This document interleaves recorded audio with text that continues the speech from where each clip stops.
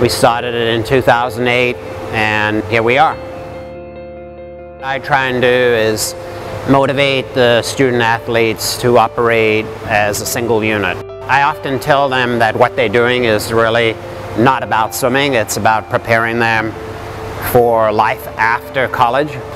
I think once you can get a group of student athletes to buy into the fact that they're part of a family, then you start generating success. I've definitely been pushed very hard athletically and academically.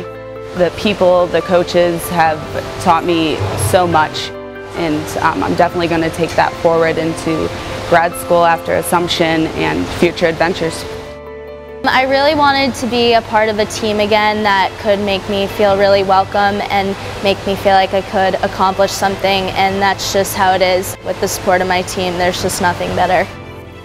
Everybody's in the one-for-all mindset where you work hard for the team, and if I was going to continue swimming in college, this was definitely the place I wanted to be. I was also very interested in the honors program. I wanted to take some honors science classes and challenge myself, and Assumption offered that. The size of the school really appealed to me.